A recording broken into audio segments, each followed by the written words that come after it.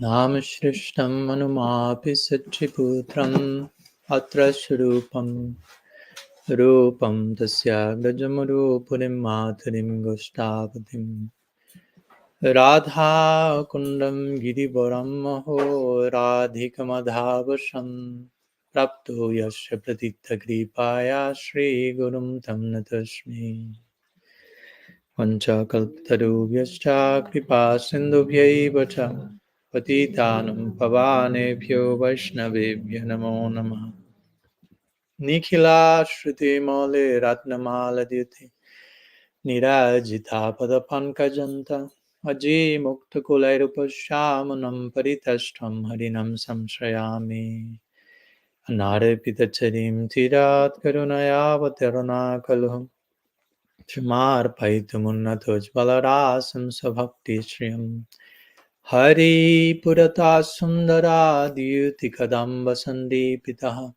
Sada Hridaye Kandharesh Purato Vasachinandana Ajanulambita Bujjo Kanakavadatu Sankirtanaika Pitaro Kamalaya Taksham Vishwambaro Dviyabaro Jugadharma Palo Vande Jagat Priyakaro Karunavataru Ladini Shakti Sharupaya Gauranga Suhridaya Cha Bhakta Shakti Pradhanaya Gadadhara Namostate He Krishna Karuna Sindhu Dina Bandhu Jagatpate Gopesha Gopika Kanta Radha Kanta Namostate Radhi Vrindavanadi Shri Karunamrita Vahini Kripaya Nija Padabja Dasyanmayam Pradiyatam Bhaktya Vihinaya Aparadha Lakshay Kshiptascha Kamaditarangamadhye Kripa Maitvam Sharanam Prapanam Brinde Namaste Charanarabindam Brinde Namaste Charanarabindam Shri Sachinandan Gaur Hari Ki Jai, Shri Shri Gaur Nityananda Ki Jai, Shri Harinam Sankirtan Ki Jai, Tirobhava Mahotsava Tithi Srila Jiva Goswami Prabhupada Ki Jai, Gaur Bhakta Vrinda Ki Jai, Gaur Pramanand Hari Hari Bol. So, pranam to all of you. Welcome again. Thank you so much for your presence, for your invitation to to be blessed by your company and your association. So I'm very happy to be here. And I'm very happy to be celebrating with all of you today, in particular, the disappearance day of Srila Jiva Goswami. So we decided with Ramchandra Prabhu today in this particular lecture to share some words about Srila Jiva Goswami. And today we are celebrating what we call the Tirobhava Mahotsava, which of course it may sound a little bit strange for the uninformed, the idea that we are celebrating death. No? So maybe some context may be required. Generally, we are accustomed to celebrate birthdays, not death day. No? But we celebrate both, and especially we celebrate Tirobhava Mahotsava, interestingly. If we have to, Tirobhava Mahotsava means the disappearance festival. In one sense, those are more emphasized than the appearance festival, even. Because in one sense, we could say, for many reasons, one of those could be, okay, when a great personality is born, maybe we still were not fully aware of the contribution of that personality, but when that personality has passed from this world, their whole life legacy is behind them, and we can really appreciate what was the birth of that person about, so to say. So also we could say that these great personalities like Srila Jiva Goswami, among many others, they are teaching us basically how to die. The goal of life is not only to know how to live, but how to die. And that's the last lesson that they will teach, how we can live this world in full Krishna consciousness. So death is also a service to Bhagavan. That's an important point. As we are to offer our life in service of Krishna, we are to offer our death in service of Krishna. But that will be only possible if we are offering our life in service to Krishna. We cannot trick Jamaraj, so to say, okay, I will live my life like whatever, but at the moment of living, I will offer my death in service to Krishna. It's like trying to say, I won't look for a job because someday I may win the lottery.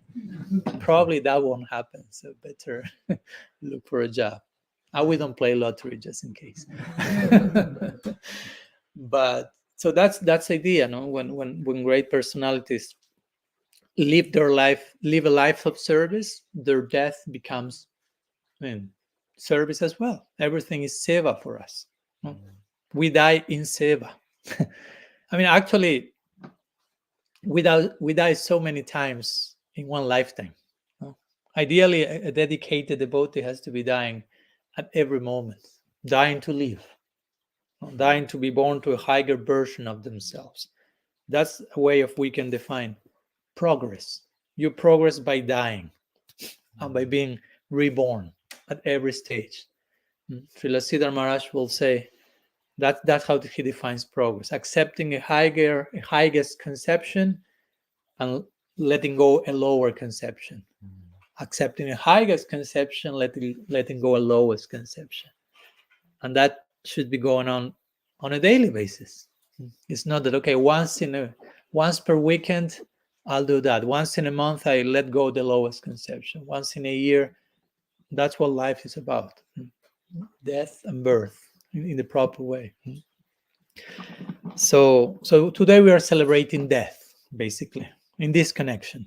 Again, it's not a morbid thing. No, let's celebrate death. Let's make a festival of dying.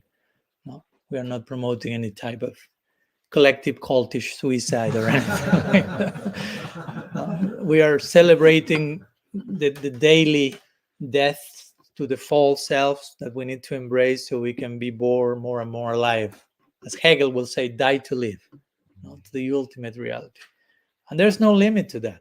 Even when someone attains perfection, someone is serving Krishna in Golok Vrindavan, let's say, still there is constant progress and growth. Even though there's no longer false ego there, but still the nature of love is that it's always demanding more giving of ourselves. You can always give yourself a little bit more, and a little bit more, and a little bit more. No? So we are here preparing ourselves to enter into such a lifestyle. And imagine, it's a lifestyle with, at every moment, Mahaprabhu said, Pratipadam Purna Amrita Ashwadanam. First verse of Sikshastaka.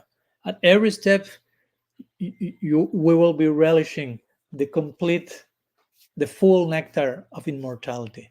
So at every step, it means at every moment, there is something new to discover. There is something new to taste, and there is something new to honor and to serve. So in that sense, we can say, even in eternity, you continue dying in the sense of you love Krishna, but at every moment you can love Krishna a little bit more and a little bit more. So for him, loving him a little bit more, you have to let go of your previous version of loving Krishna to embrace the highest version of loving Krishna. And even if you love Krishna, you have prem, you have pure love, still the pure love can become more and more intense. That's what Krishna Das Kaviraj Goswami says in Chaitanya Charitamrita. He says, at every moment, and I know this is difficult to conceive, and don't go here, be careful, it happens. At every moment, Krishna is becoming more and more beautiful. We don't have experience of meeting a person that at every moment becomes more beautiful. On the contrary, at every moment, more white hair. At every moment. So, but Krishna is at every moment becoming more beautiful, without stop. It's not like once per hour. It's at every nanosecond. He's the all attractive, but the all attractive doesn't mean that he cannot become more attractive. He's the all attractive, and he becomes more attractive already being the all attractive. Right? Trivikram Prabhu was like, wow. That's the idea, no? That's the idea, no? That we have this experience with Krishna consciousness, that we end up like, wow. Yeah.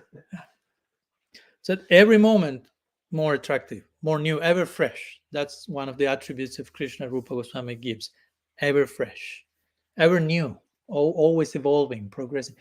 And Krishnadas Kaviraj Goswami is saying something very nice. And all this in the context of Srila Jiva Goswami. Don't lose sight of our main theme. So he's saying Krishna is becoming more beautiful at every nanosecond, and the love of the gopis and of the devotees in general become more and more intense to serve that beauty that is always new. So Krishna becomes more and more beautiful, the love of the devotees becomes more and more intense. And he says, and the two of them enter into a competition in which none of them accept defeat. So that's his poetic way of saying, this is an ongoing affair. It's always expanding and growing without end. So in that sense, for us to enter into that land, we have to be willing to always, to be ready to leave a previous level of love to attain a new level of love. And the next moment, leave that and attain a new. Because that's the demand of that place. Krishna is becoming more beautiful. We have to do something to honor that new level of beauty. Krishna becomes more Krishna. Krishna is the all attractive, but he becomes more attractive. He Krishnizes himself more and more. So that's in connection to the idea of dying to something and living to something else. Today in the afternoon, we will continue talking about that, if you allow me. But I want to introduce this in connection to the idea of Tirobhava Mahotsava, of celebrating death from the proper place.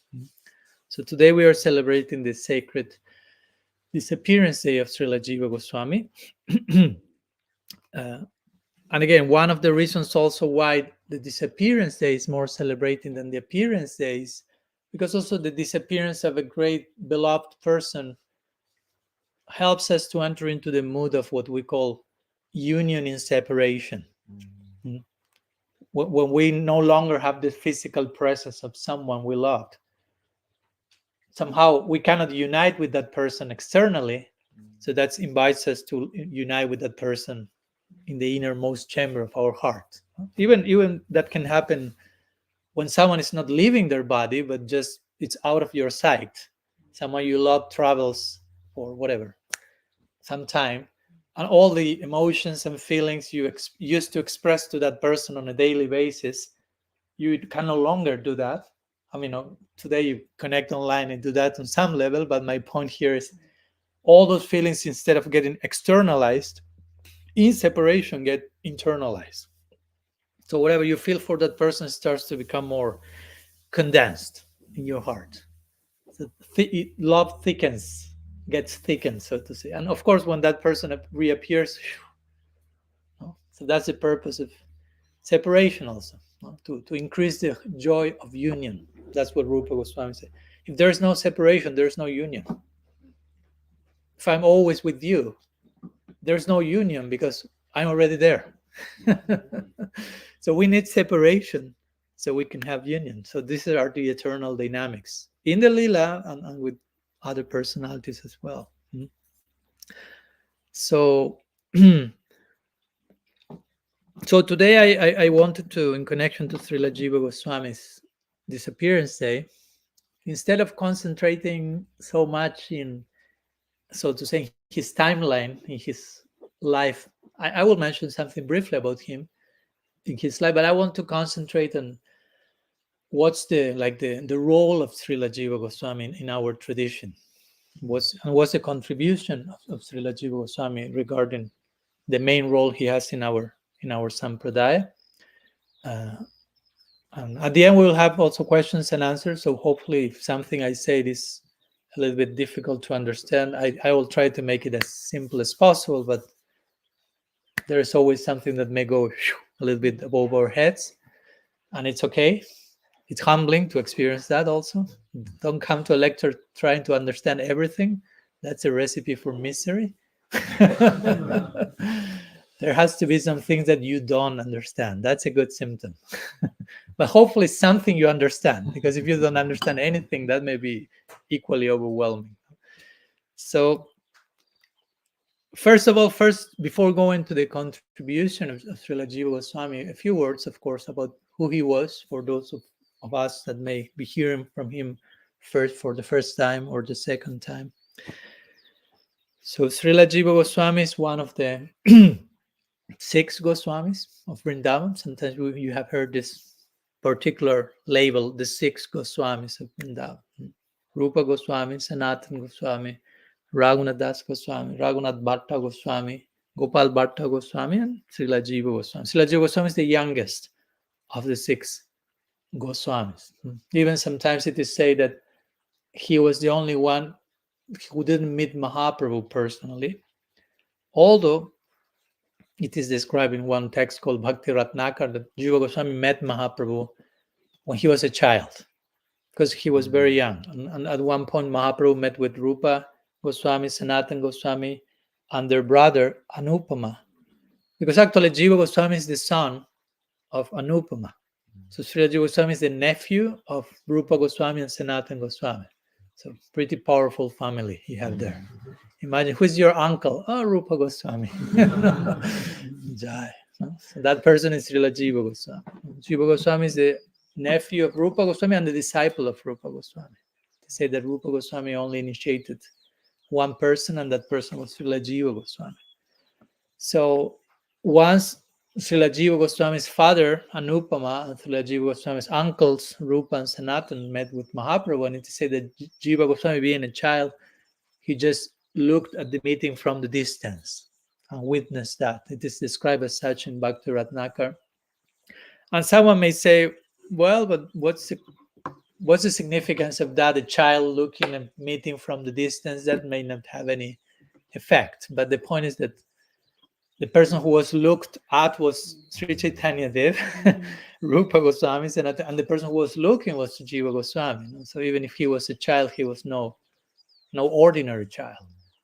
And by seeing the rest of Jiva Goswami's life, you can see how much he was affected by that darshan he had from Mahaprabhu. And of course, we will be quick to explain, Jiva Goswami also is a Nitya Siddha, or is an eternal associate of Mahaprabhu. So despite it seems, he met Mahaprabhu for the first time as a child, he's an eternal associate of Mahaprabhu, playing that role even if someone tells me he never met Mahaprabhu, I don't care. He's still an eternal associate of Mahaprabhu. So even if for some reason in their earthly lila they didn't cross paths, that doesn't diminish in any way Jiva Goswami's contribution. Even you can say on the contrary, despite not having met Mahaprabhu, he did what he did, he offered what he offered. So we have to be careful about not creating superficial hierarchies. Okay, he met Mahaprabhu, he didn't meet Mahaprabhu, he met this, he didn't. But the question is, what did they do with that? Like some people may have met Srila Prabhupada and they were not very appreciative of that. That can happen. And some other people never met him and they are totally in love with him. And you follow my point. So Bapu doesn't necessarily warranty, the physical contact doesn't warranty that we are doing the proper thing with that inside of us, so to say.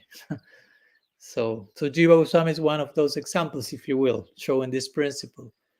If he met Mahaprabhu, it was as a child for a few minutes. It's about quality, not quantity. Or even if you go to the next generation that came after Jiva Goswami, like Narottam Das Thakur, Srinivasa Acharya, Syamananda Pandit, all of whom studied with Jiva Goswami, because as you know, Jiva Goswami eventually became like the elder member of the Gaudiya Sampradaya at his time in the Radha Damodar temple, and he created this school and everyone was studying with him. So this next generation, like Narottam, Shyamananda, and Srinivas, they never, again, physically on earth met with Mahaprabhu. And the whole mood was with their generation, like, we just missed Mahaprabhu. No, he just left and we came just like. So instead, of course, that created in them this strong sense of separation and extreme longing, which became an added unique flavor to their generation, so to say. So it's nothing that diminishes their position. On the contrary, it gives them a very unique perspective that became their contribution, so to say. So Srila Jiva Goswami again is an eternal associate in the Krishna Lila. He's known as Vilas Manjari, and in the Gaur Lila, for his Sri Jiva Goswami, and he was a very prolific writer among all the Goswamis were, most of the Goswamis, not all, but most of the Goswamis were very prolific writers. But Srila Jiva Goswami was like the prolific writer. To say that the only person that surpasses him in quantity of verses written is Vyasadeva. So that says something, right? Okay, you have been beaten by Srila Vyasadeva. No?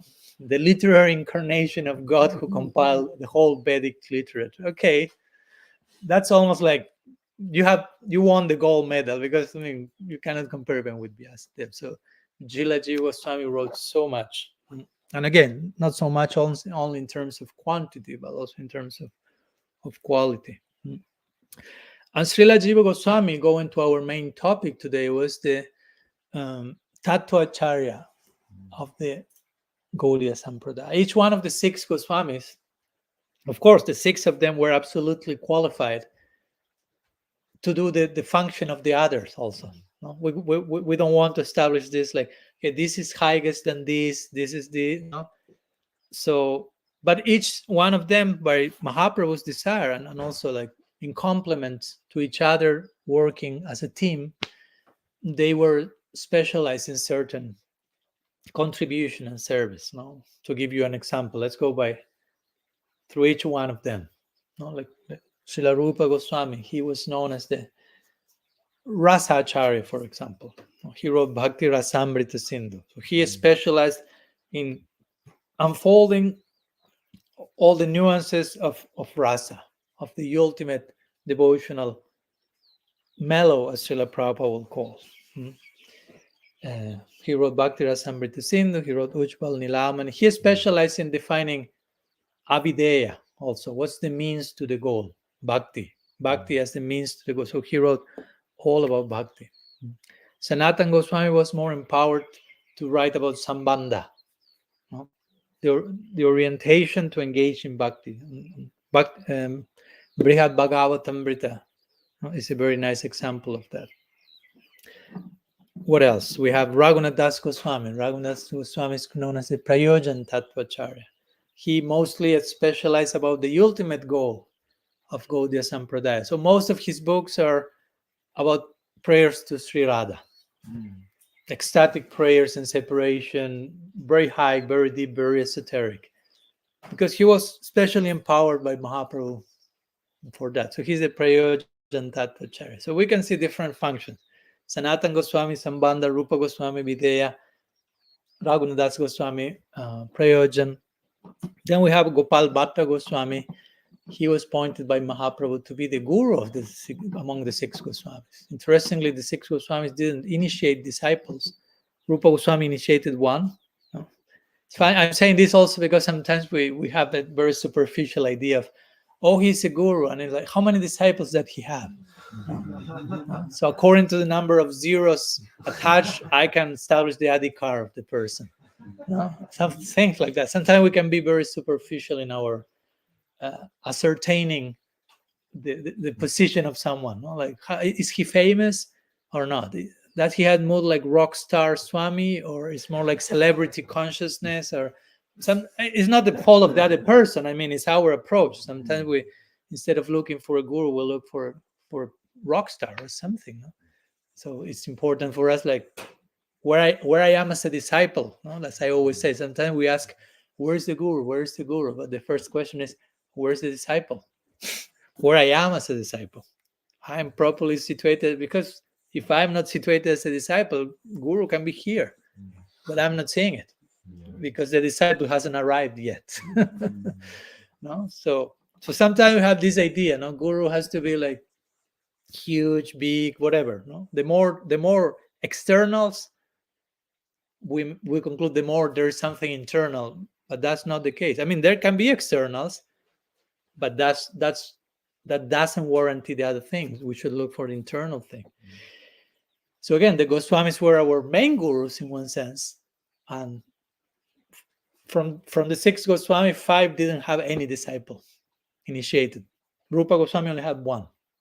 Among 5 of the 6, they have 1 disciple. Of course, that 1 disciple was Jiva Goswami. So in one sense, that 1 disciple makes up for everyone else also. No?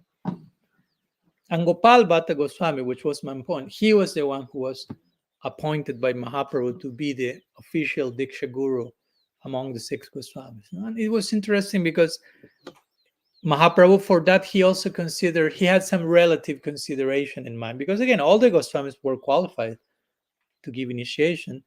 But Mahaprabhu also considered a relative thing, which is Gopal Bhatta Goswami comes from an extremely prestigious background.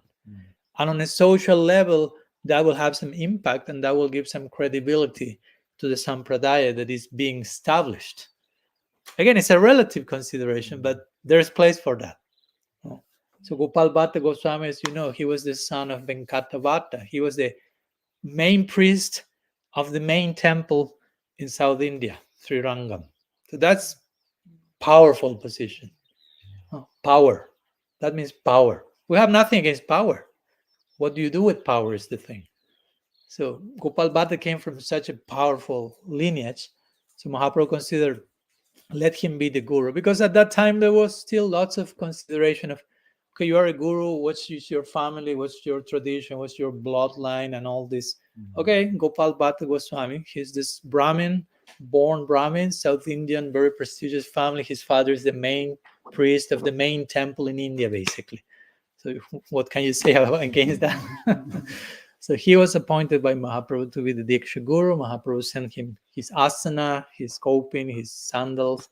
So that was kind of the main function of Gopal Bhatta Goswami.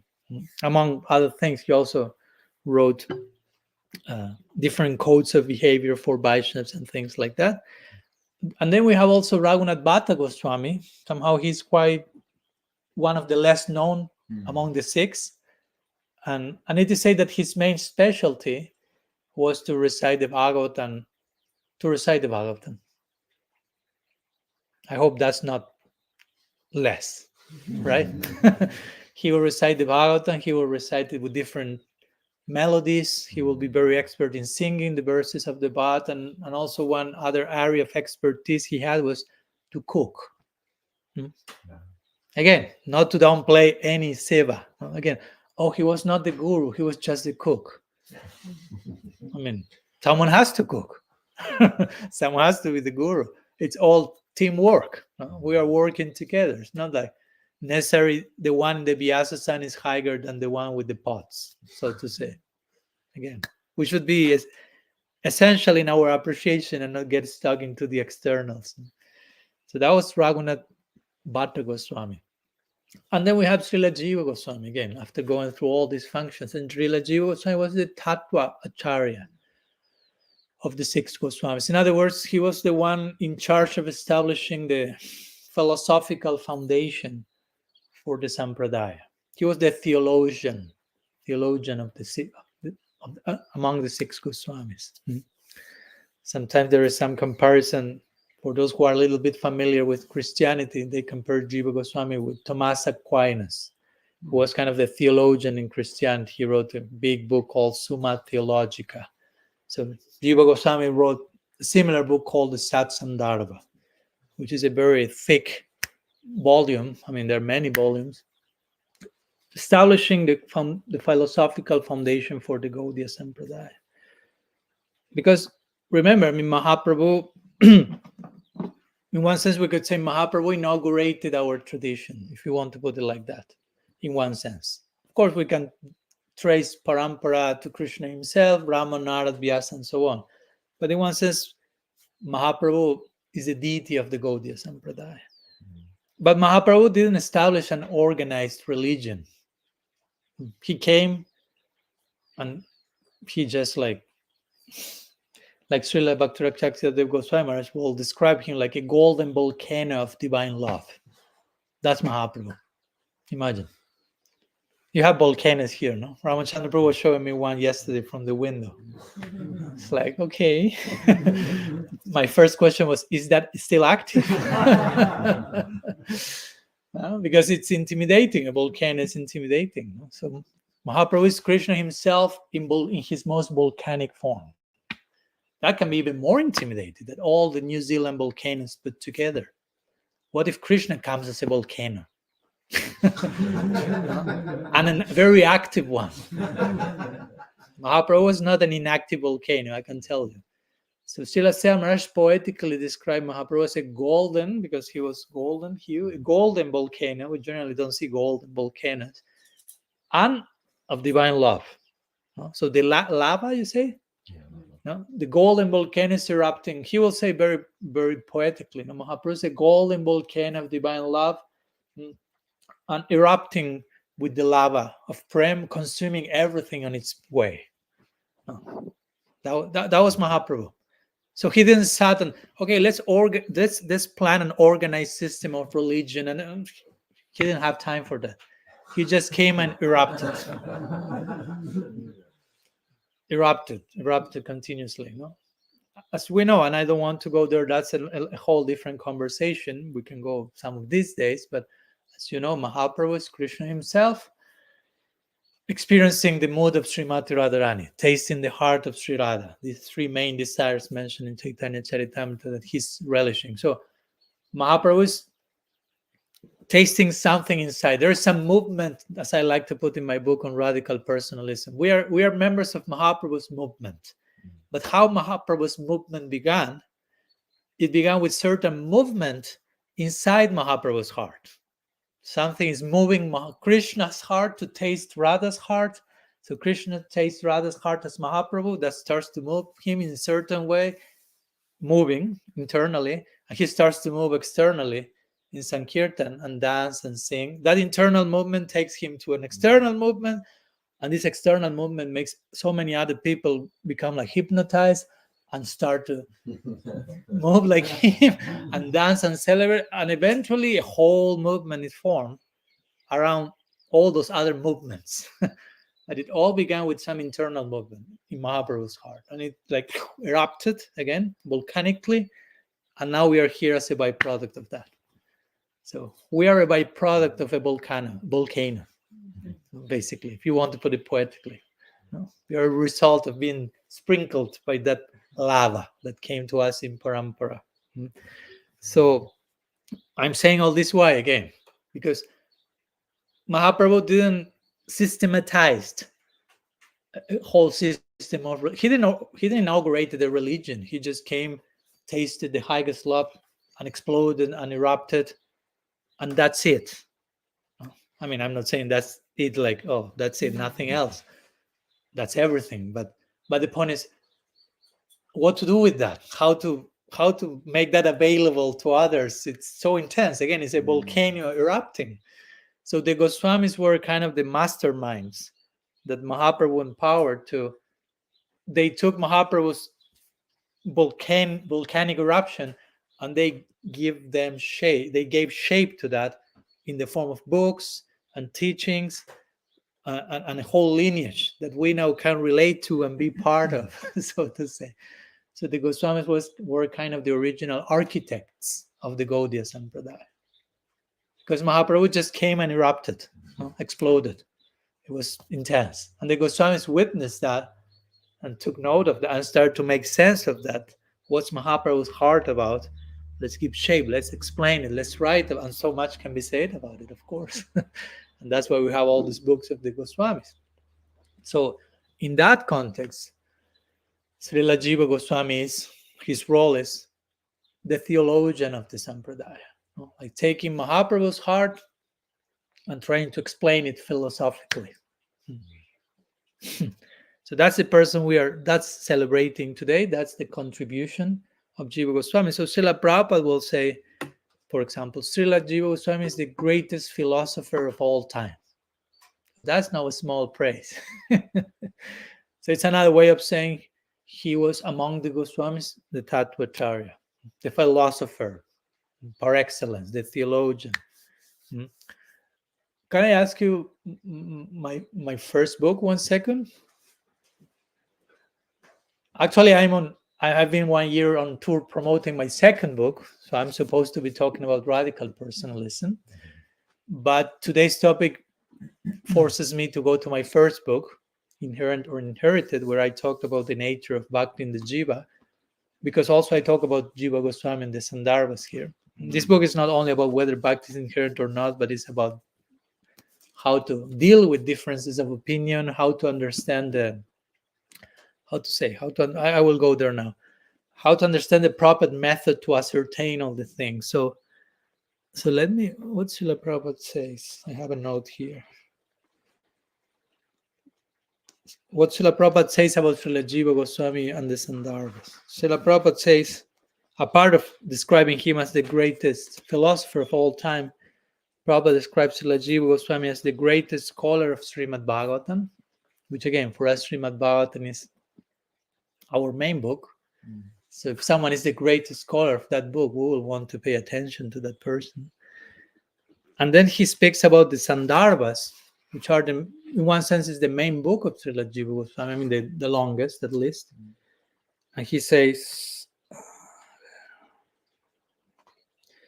these Sandarbhas, Prabhupada says, are so philosophically discussed that throughout the whole world, there's not a single philosopher who can defy this Jiva Goswami's 6 Sandarbhas. And then he says, these Sandarbhas are recognized as the most scholarly work in the world. There is no comparison of his philosophical approach to the Vaishnava school. So that's something, right? You see, all the quotes of Prabhupada is of the whole world, no? Of the whole world. Jiva Goswami is the greatest philosopher in the world. His Sandarbhas are the most comprehensive work in the whole world. So that should trigger some curiosity, at least. Like, what's this person about? What's his writings about that our acharyas are putting so much weight? And if you some of us may not have been able to study the Sandarbhas, which I would personally recommend, but at the same time, it's interesting because maybe we haven't noticed, but in books like Chaitanya Charitamrita, actually it revolves a lot about the Sandarbhas of Jiva Goswami. It's taking the essence of the Sandarbhas and presenting it in Bengali in the context of Mahaprabhu's teachings. In fact, let me share you one verse from Chaitanya Charitamrita in praise of the Sandarbhas. And that will help you to understand what's the role of the Sandarbhas in Chaitanya Charitamrita. This verse, Antya-lila chapter 4, verse 229, for those who do not believe what I'm telling you, you can go and check, no problem. So Krishna Das Kaviraj Goswami says, Bhagavat Sandarbha Namakaila Granta Shar, Bhagavat Siddhantera Taham Paya Par. The Bhagavat Sandarbha, which is another name from the Sat Sandarbha, is the essence of all scriptures. This work presents the limit of all Siddhanta concerning Bhagavan. So Bhagavat, Granta Sar, of all Shastra, of all scriptures, this book is the essence, interestingly. And all Siddhanta, or all conclusive truths, are presented here. So again, this is the work of Jiva Goswami, to give us the Siddhanta, or the proper philosophical conclusions about what is what, so to say. When I say conclusions, doesn't mean that we cannot develop on the basis of that, but we have to begin with some accurate descriptions of reality. And so Srila Jiva Goswami gives that. And as Chaitanya Charitamrita recommends, we should not be lazy in trying to understand Siddhanta. Because sometimes I say, okay, Jiva Goswami wrote that book. It seems it's very interesting, but I saw an edition of that and it seems too long. So probably not in this lifetime, Maharaj, sorry. Okay, I understand. Especially I understand when newer and newer generations, I know that the reading is becoming less and less popular. Like I was talking the other day with some devotees and I had my book and like, Maharaj, we love you so much. We would like so much to read your book, but we don't read anymore. And I was like, what? I kind of I suddenly felt myself like an inhabitant of Satya Yuga or something like that. I'm a prehistoric creature, like with something called books. But it's okay, no problem. Life happens. So now we're making audiobook. So that's possible. That makes it possible. So, but that was my point, was that sometimes we may get a little bit intimidated by length of books or just by a book. But somehow or other, it's important that we try to make an effort to understand Siddhanta. Siddhanta means to understand the foundations of what we're doing, basically, to understand what we are doing. If I say I'm a devotee, I practice bhakti, I hope you try to understand what's bhakti. Because if not, you don't know what you are doing, basically. As simple as that. So Krishnadas Kaviraj will say in Chaitanya Charitamrita, Siddhanta valiya chitta nakara alas. Haiti Krishna lagi sudrita manas. So Krishna, Siddhanta vali, try to think about Siddhanta. Try to exercise your thinking capacities in connection to Siddhanta. And then he quickly says, nakara alas, which means don't be lazy. No? I mean, he could just say, try to think about Siddhanta. That's enough. But he says, just further qualifies his statement by saying, don't be lazy. No? Of course, each of us have different capacities, but according to our capacity, let's not be lazy. I may have this capacity, and has this capacity, and I have this capacity. Whatever capacity you have, don't be lazy. Laziness is not a virtue. So it's important that as devotees we become, as Prabhupada will say, independently thoughtful people. So we have to develop our own criterion. But also we need some point of reference. We study the books of our teachers, our masters, but we have to think about them. It's not just copy-paste. It's not just parroting. Or is parroting in the form of Sukadev Goswami, who said like he was like a parrot that bites a fruit and makes it sweeter. You have two ways of being a parrot. Just doing copy-paste without understanding what you are saying, or biting something and adding new flavors, so to say. That's the idea. That's parampara. Each member of the parampara is a parrot in that sense. They are adding juice and sweetness to the previous contribution and so on. So I'm talking about Jiva Goswami here. I'm talking about his Sandarbhas, and I can hear sometimes, not among you, but sometimes things like, but Maharaj, everything is in Prabhupada's books. So we don't need to. We can burn half of that library because those are not Prabhupada's books. But even if you want to take that, even if you want to be a hardcore, only reading Prabhupada books person, I say, okay, let's go to Prabhupada's books. No? And what do you find in Prabhupada's books? That he's sending you to so many other books. Right? That's in Prabhupada's books.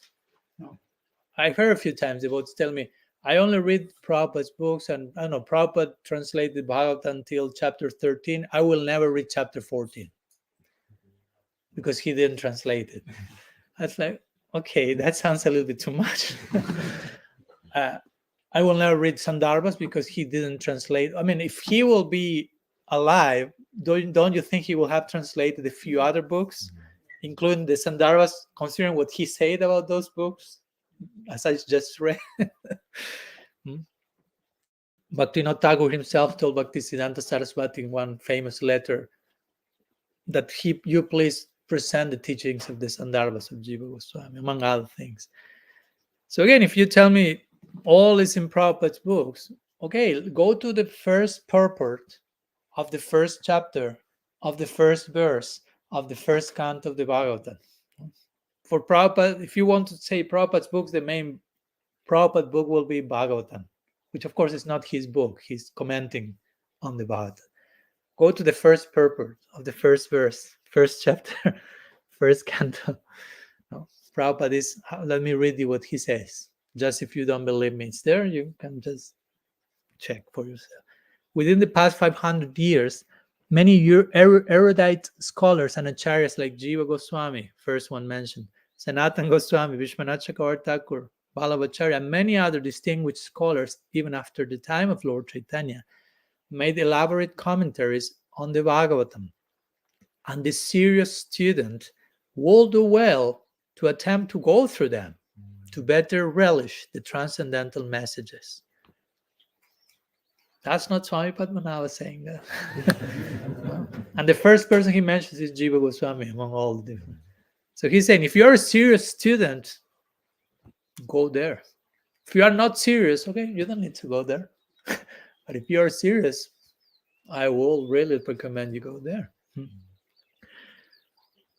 And of course, someone may say, okay, Prabhupada is talking there about the commentaries to the Bhagavatam. So Jiva Goswami wrote a commentary to the Bhagavatam, to the 10th canto. Sanatana Goswami wrote a commentary to the 10th canto. And some may say, okay, but there are so many other books that the Goswamis wrote, which are not directly commentaries to the Bhagavatam. But in one sense, all of the books of the Goswamis are commentaries on the Bhagavatam. Because all revolve around what the Bhagavatam is. If you study any of the books of the Goswami, for example, I don't know, you tell me one. Prabhupada presented Bhakti Rasamrita Sindhu as the nectar of devotion. Bhakti Rasamrita Sindhu revolves around the premise that Krishna is, in the words of Rupa Goswami, Akila Rasamrita Murti. And that line, which means Krishna is the embodiment of all devotional mellows, the perfect object for all forms of love. That conception that then Rupa Goswami unpacks in the whole book comes from the Bhagavatam. And that's one verse, Mala Namasan Imrinam Narabaram Srinashmaramurtimam, and so on, which is the verse when Krishna is entering the arena of Kamsa in Mathura. And there's this verse which describes how 12 different people see Krishna in different ways, according to their own mood. But Krishna is the object simultaneously of all different forms of affection. Conjugal love, friendship, servanthood, even enmity, like fear, hatred, all the rasas, 5 principal, 7 secondary. So that's in the Bhagavatam. That's one verse. Rupa Goswami, that's how the Goswamis read the Bhagavatam. No? They go to one verse. They start to Bhakti Rasamrita Sindhu. Bhakti Rasamrita Sindhu is the consequence of Rupa Goswami reading that verse of the Bhagavatam. Let's put it like that.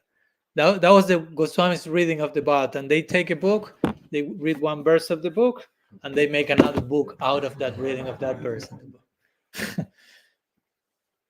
So, and all the books of the Goswamis, in that same way, as I gave you this example, one verse from the Bhagavatam, one book, one verse of the Bhagavatam, one book by the Goswamis. Let's put it like that.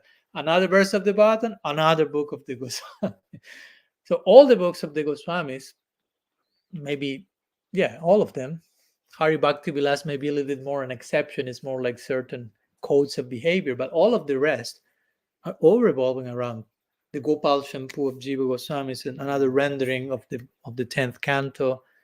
I mean, you name it. All these prayers of Raghunath Das Goswami to Sri Radha, and the madness of love of Sri Radha is coming from the Bhagavatam, because the zenith of the Bhagavatam is the love of Sri Radha for Krishna.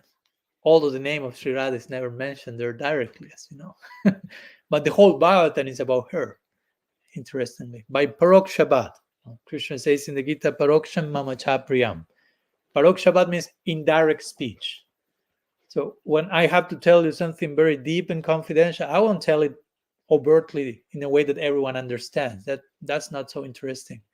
I will tell in a way that only those who have eyes to see and ears to hear will catch it. Everyone else will think I'm saying something else. That's Parokshabad. And Krishna says in the bottom, Paroksham Mama Chapriyam. I really like indirect speech. He says that it's so dear to me. When people say something and everyone thinks one thing, but those who know there's something else going on there. That's the language of lovers, basically. They have words, code words among themselves, that nobody else understands. Everyone else thinks they are talking about laundry, whatever. But they are exchanging very confidential messages among each other. So the Bhagavatam is that. It's all about Sri Radha, but her name is nowhere in the book. But if you have the eyes to see, you find her all between the lines. Even in the title of the book. I mentioned that in one part of my book in the conclusion. Go to the name, Srimad Bhagavatam. What does Srimad Bhagavatam? It's a little bit Sanskrit play of words here, but it's connected. Srimad Bhagavatam means the madness. In Sanskrit, Mada means madness. Sri is the name of Sri Radha. So Srimad means the madness of Sri for Bhagavan. The madness of Sri Radha for Bhagavan Sri Krishna. That's what the Bhagavatam is about. That's the zenith of the Bhagavatam, which is Rasa Lila, and ultimately that speaks about the love of Sri Radha. So I'm saying all this again. I was mentioning the books of Raghunath Das Goswami are all about that. So all the books of the Goswamis revolve around the Srimad Bhagavatam. And for us, going back to Jiva Goswami, for us as Gaudiya Vaishnavas, our main Praman, again, let me invoke a few Sanskrit terms. Praman means like, how will you translate Praman? Like evidence or like means of knowledge. It has to do with epistemology. Epistemology means, how do I know what I know? No? Okay, we need to know about something. What's the way we will embrace to know that? What's the method? What's the means of knowledge? So Praman is a technical Sanskrit term for that. So in our tradition, we will have different ways of knowing reality. And a very emphasized one by Jiva Goswami is Shabda, which means sound, which refers to the divine sound of revelation and sacred scripture. And among that, Srimad Bhagavatam is presented as the Grantaraj, or the king of all scriptures. And this is something very interesting that Jiva Goswami himself establishes. But also we will add something else. Of course, Jiva Goswami is not establishing, okay, the Bhagavatam is the most important book. And also my Sandarbhas. No, he won't say that, of course. But we, coming after the Six Goswamis, will say, for us, the most important Praman is the Bhagavatam plus the books of the Goswamis. Why? Because the books of the Goswamis, in one sense, are non-different from the Bhagavatam, because they are all revolving around the Bhagavatam, as I mentioned. All the books of the Goswamis are extensions of the Bhagavatam. They are just showing us what the Bhagavatam is actually about. So you cannot kind of separate the two. I mean, the way we know the Bhagavatam is by how the Goswamis explain them. All the commentaries. Like if you go to certain verses of the Bhagavatam, I don't know, Krishna Varnam Tisa Krishnam Sangopangastra Parshan. This is a verse that we will always say, oh, that's about Mahaprabhu. But we say that because we heard that, and we heard that because the Goswamis say that. Because if you show that verse to someone from the Sri Sampradaya or from other school, they won't say they won't see Mahaprabhu there. They will have their own reading of the verse. You follow my point? So it's not that you read the verse without any influence and you say, okay, this is Mahaprabhu. But we go to that conclusion naturally without knowing, probably, because of how the Goswamis presented the Bhagavatam to us. And so our approach to the Bhagavatam is through the lens of the Goswamis. So as I mentioned before, we belong to Mahaprabhu's movement. And for Mahaprabhu, the Bhagavatam was everything. He embraced the Bhagavatam in a very unique way. And Mahaprabhu's embrace to the Bhagavatam created this volcanic eruption that we talked about. And the Goswamis now are explaining all that. What's the Bhagavatam about? What's Mahaprabhu's heart about in connection to the Bhagavatam? And we are the receptacles of that grace, basically. So But I would like to finish with one more point that I think is one of the main contributions of Jiva Goswami in connection to this, and it's again going back to the idea of Praman. In his Sandarbhas, Jiva Goswami is trying to teach us, whenever we have a conversation on any topic, how we should start. Because we have the term Praman and we have the term Prameya. Sorry to torture you with so many new words. Excuse me. I promise I will be more friendly the next classes. So Prameya means, it's not so difficult. Prameya is that which is to be established through Pramana. So we want to establish some truth. That's the Prameya. And Pramana is how we will try to establish the truth. Like to give the example of my book. Okay, the Prameya is Bhakti inherent or not in the Jiva? That's the Prameya, the thing that we want to ascertain. So then, but before going there, Jiva Goswami makes this point. We have to go to Pramana, is how we will try to ascertain that. First, we have to agree on the means of knowledge. And that's a very important point that sometimes needs to be more established in our tradition. And because sometimes we jump into, or whatever, any other topic. No? I won't go into any direction. Sometimes, I don't know, you may have heard about this. Do we fall from Vaikuntha or not? Have you heard about that one? Okay. I won't go into the details of that. But the point is, okay, that's what we want to establish. What's the praman for that? What's the basis for establishing our points? Someone will say, okay, that's what Prabhupada said in classes. That was Prabhupada saying letters. That was other acharyas say. That's what my guru say. That's what I think. So to follow my point, if each of us come with their own pramana, we'll never have a conversation. Because if I come with, well, whatever I think, that's the way of establishing this topic. It's like, okay. And you say, whatever Bhaktivinoda Thakur say, and I say, whatever my guru say.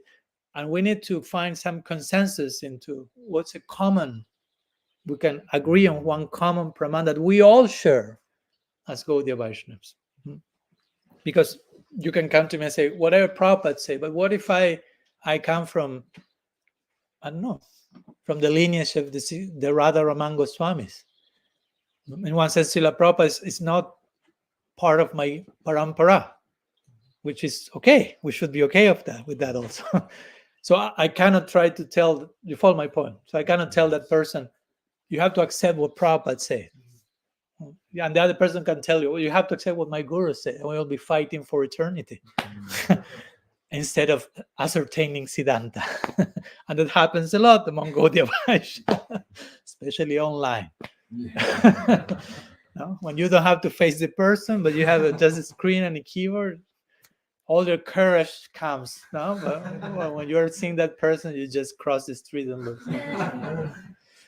So I cannot tell you how many things I have been said and told online, and how basically nothing I've been told face to face. So that happens. So my point is, we need to establish a common consensual praman. Again, if all of us are Vaishnav, Gaudiya Vaishnavas, but belonging to different lineages or traditions, what's that one praman that we all share in common?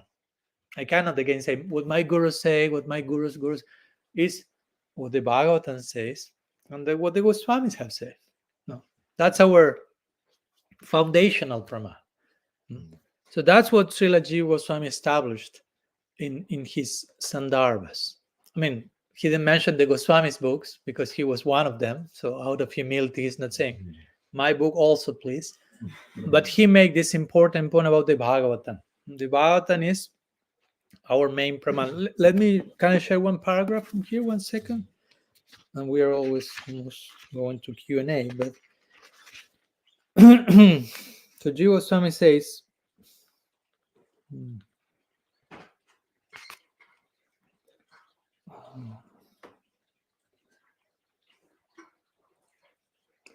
I'm going to the wrong page.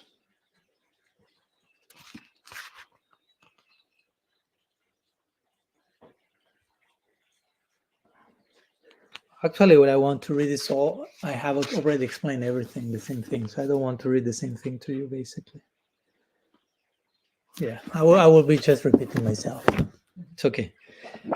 I was mentioning that Srila Jiva Goswami, then, in his Sandarbhas, just to conclude, we are trying to share a few words praising his contribution. He has 6 Sandarbhas. Sat Sandarbha means 6 Sandarbha. Sandarbha means like a treatise, and Shat means 6. So this is the Tattva Sandarbha, Paramatma Sandarbha, Bhagavat Sandarbha, Krishna Sandarbha, Bhakti Sandarbha, Priti Sandarbha. 6 Sandarbhas. First 4 on Sambandha, 5th on Avideya, Bhakti, and 6th on Prayojan, Priti or Prem. So the first Sandarbha is the Tattva Sandarbha. It's the shorter.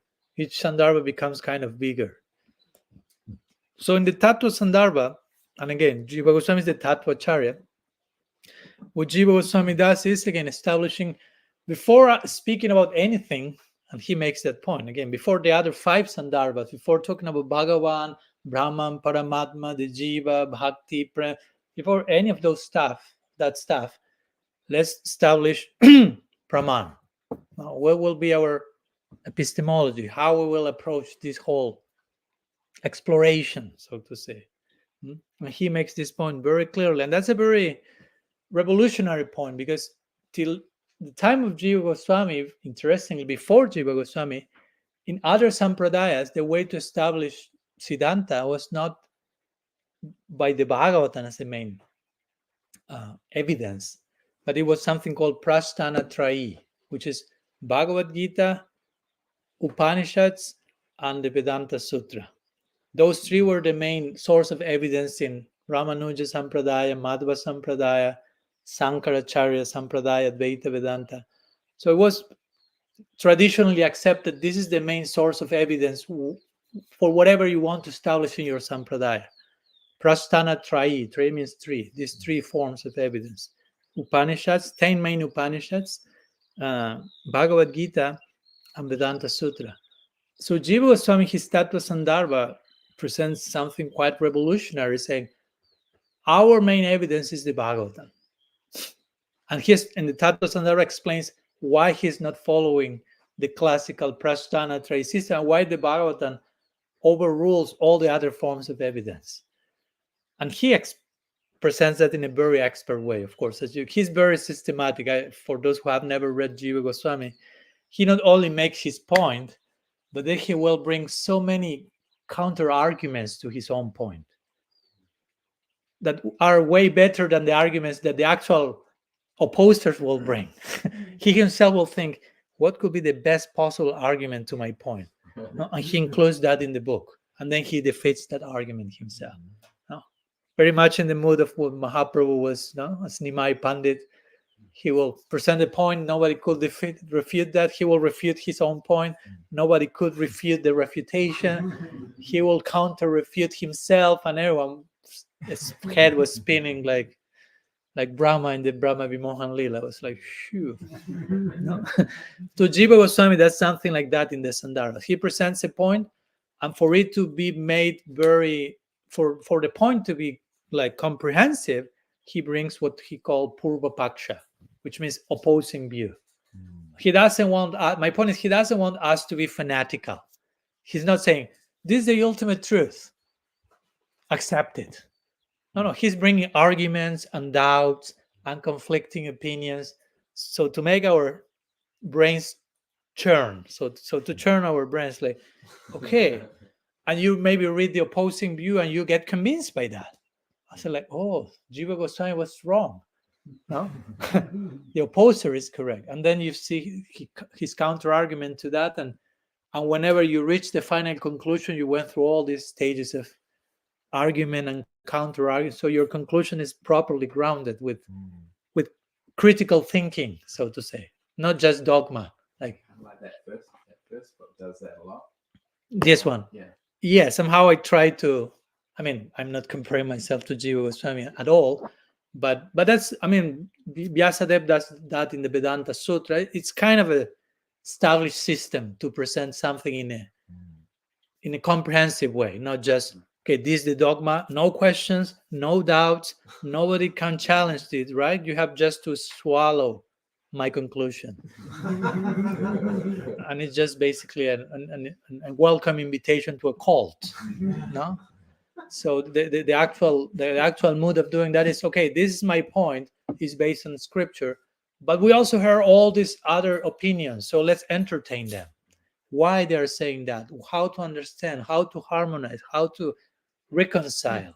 You might sort of feel those essentially yourself when you're reading those Mhm. secondary ones. It's like, oh yeah, okay, as you said, I agree with that, and then you, Yeah. So that's the way that whenever you reach the final conclusion, it was after going through so many other avenues of possibilities of thought. So when you really are convinced about the conclusion, is something really grounded and is open, and it has considered opposing views. So you get accustomed to entertain opposition and not just, I only will listen to whatever agrees with me, because that's dangerous.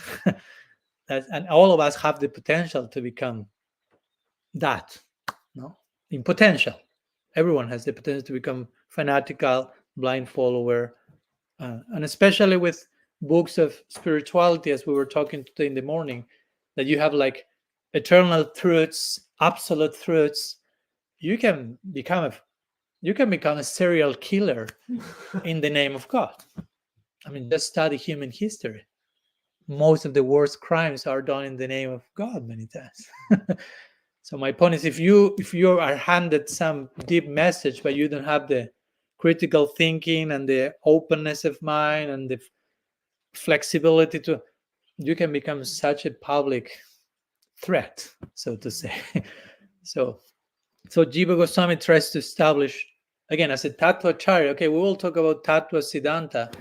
Let's do it like this. Let's invoke counter arguments. Let's invoke opposing views. Let's entertain the opinions of other groups, which may not be wrong, but they may just be different.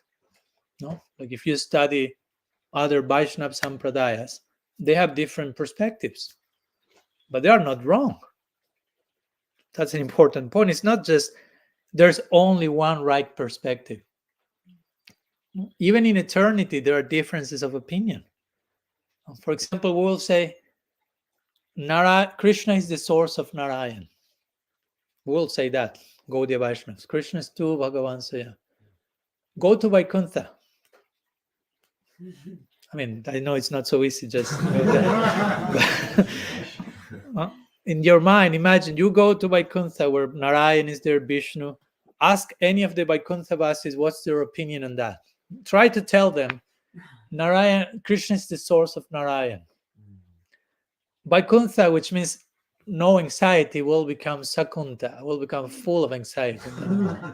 You will be inserting a very disturbing element into their mind. How you will tell them that Krishna is the source of Narayan?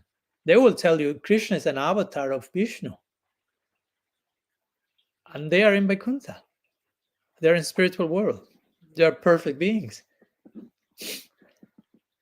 There's a difference of opinion in the spiritual world.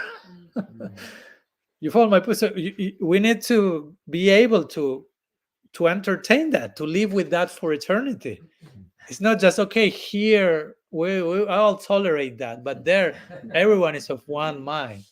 You will get a nice surprise when you even in Golok. No, you don't need even to speak about Vaikuntha and Vrindavan. You go to Vrindavan, as I say sometimes, and there are differences of opinion. At night, Yashoda wants Krishna to sleep, to have a very sound sleep, because she will think he was the whole day pasturing with his friends, playing. He must be exhausted. May you sleep soundly the whole night. That's her opinion. That's not the opinion of the gopis. Rather than the gopis, may you not sleep at all and join us for Rasa Lila the whole night. So they have two different opinions. They want different things, but they love each other. Radha loves Yashoda, Yashoda loves Radha. It's not that we have a problem with you because you want Krishna to sleep, I want Krishna to not sleep. So you follow, in eternity, you have different perspectives, but all of that is integrated, is harmonized. So in this way, I wanted just to emphasize Jiva Goswami's contribution in how he's presenting us with not only a systematic unfolding of our philosophy, but the means how to approach that, how to understand, how to have a cultured debate, even how to be gentlemen, ladies and gentlemen, in a very educated way. We can sit and talk and have differences of opinion in a way that we end up appreciating each other and loving each other more, despite our differences or even because of our differences. The difference will add some flavor to the whole masala. As they say, variety is the spice of life, right? Of course, too much variety is too much spice in the masala, and that ruins the whole food. So we want variety and we want unity as well. So anyhow, due to this and many other things for sure, we consider that Srila Jiva Goswami is, of course, worthy of our praise, and we want today to share some words considering how much life he infused in the Gaudiya Sampradaya by his contribution, how much life he infused in our lives. Even if we don't know about that, we are now becoming aware of, Jiva Goswami is such a crucial person in my life, even though I may have never thought about that. And that's why sometimes in the Gaudiya tradition, and I conclude with this line, there's one line in the Bhagavatam which says, Jiva Jivasya Jivanam, which means one living entity is food for another. One jiva is the jiva for another jiva. In other words, it sounds more like Darwinistic evolutionary survival theory, so to say. But some Gaudiya Vaishnavas will take that line in another context and apply it to Jiva Goswami. And they will say, Jiva Jivasya Jivanam. Sri Jiva is the jiva of all jivas. No? So Sri Jiva Goswami is giving life to all of us jivas, all of us souls. No? So it's a way of praising Jiva Goswami in a sutra-like way. Jiva Jivasya Jivanam. So a few words on Srila Jiva Goswami's Tirobhava Mahotsava. If we have a few minutes, if any of you have any questions or anything you may like to share or ask about, we have a few minutes. Do we have a few minutes? Yes. Okay. As I like to say, we have eternity. So eternity is on our side. Are there any questions or things you may like to? Yeah. Thank you, Maharaj. A lot of jewels there. Ponder on, meditate on. So thank you. It's very good. A lot out there. Just thinking about something you're saying, the study you talk about how as we grow we sort of die about our old self, every generation like that. And so sometimes as we grow in bhakti, at times as we grow, it can be a little bewildering or confusing or even perhaps painful at times. I'm thinking kind of when we may move from more the Kanishta way of seeing the world, the Kanishta vision, more of a narrow kind of mindset. We take security and doing everything everyone else is doing. We're thinking how everyone else is thinking. And as we sort of evolve more into like a more Madhyama vision way of seeing the world, suddenly we sort of change, We used to, when we sat in class, or dealing with our authority, everything they said was ecstasy. But now it's like, well, hang on a minute. I'm not sure that sits well with me. And so then we might bring in some difficult questions, and we have to question, well, is this an environment for a difficult question? Will I upset people if I ask this question? Or the culture of the institution, and will that support this question? So then towards the end of your talk, we're talking about the growth of independent thoughtfulness and being able to see things from different perspectives. So I just wanted to ask if you could share a little bit how we encounter that growth that may cause some tension or some sort of discombobulation in the practice. That's a good word. First time I heard it, it took me a few minutes to be able to pronounce it, discombobulation. Yeah. I still may pronounce it wrongly. Do you have 4 more hours for my reply to your question? That deserves its whole separate lecture for sure, right? In one sense, my last book is a lot about that. And even with the whole book, it's not enough justice you can do to the topic, because it's an ongoing conversation. But it's a very valid question, the one you have, and it's a necessary question that needs to come at a certain stage of our journey. As you mentioned in the beginning, we are more in the honeymoon period, so to say, which is okay. It's part of the journey. It's not bad. I mean, Vishwanath Chakravarti Thakur will call it maybe Utsahamayi, like initial enthusiasm, and everything is like maybe over idealized, and we are like over expecting also. By over idealizing people, we over expect from the people as well, and everything becomes over everything. And it's not real in one sense, fully real, because there are some things that are a little bit beyond what that actually is. But again, there's place for the honeymoon period, but there's place for the landing, no? Back to earth, the realism, no? Or realizing, okay, I mean, not only in relation to others, but in relation to ourselves, no? Because in the beginning we may think, okay, I'm so ecstatic and inspired, and it seems like I'm completely beyond the gunas, no?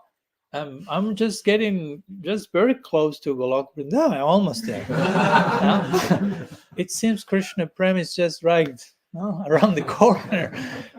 And you project that over idealized lens of yourself, of everyone else, and we are all in the mothership, just getting closer there. And in time you start to realize, wow, we are still human, and I still have to confront my demons, and I still have doubts, and I'm pretty fanatic actually, and I'm so afraid of so many things, and I have doubts, and I'm afraid of having doubts, and some of the reasons I joined were more of peer approval and being part of a tribe. I don't have too much self-confidence, so I allow the environment to define me. All this type of thing. I'm not saying everyone has all of that, but some of that most of us have. Unless some of you need to see this coming from Golok. Sorry for any offense in that case. So and that will feel maybe embarrassing. At one point it may feel like even you may feel ashamed of yourself, like, oh my gosh, I'm feeling these things, I'm seeing these things, I may be an offender by seeing this, by having these doubts. And the problem in all this is when you are not in an environment that will support that transition. The problem is not that you are going through that transition. That's great. Although it feels like, again, messy. It doesn't feel like ideal because it's not, honeymoon is over. No? But it's no problem. You need to be grounded in reality. As I always like to say, Vishwanath Chakravarti Thakur mentions, when he describes bhajana kriya or engagement in bhakti, he says there's a stage called anishtita bhajana kriya, which is unsteadiness in bhakti, which will last some time. He describes all the symptoms, one of each more embarrassing than the other one. But probably you hear it, you feel like, I have it. You check all the boxes. But then he's quick to tell all those are aspects of a certain stage of bhakti which confirm that you are on the path. The fact that you are going through that means you are on the path. That those are not the ultimate goal, but you cannot reach the ultimate goal unless you go through them. So the fact that you are going through them means in one sense you are going to the goal. And you should celebrate that instead of so embarrassed by being such a messy bhakta. No. So again, we all need to go through that transition, this kind of change, paradigm shift, where the version of Krishna consciousness that we encounter in day one sometimes is it's not enough. It's not that Krishna consciousness is not enough, but the way we conceive that, we perceive that, we experience that. Again, beautiful honeymoon, but now we need to relate to that from another place. Again, if you get married with someone, you're in the honeymoon, And in time you realize this won't last forever, the honeymoon, but I have to continue my relationship with this person.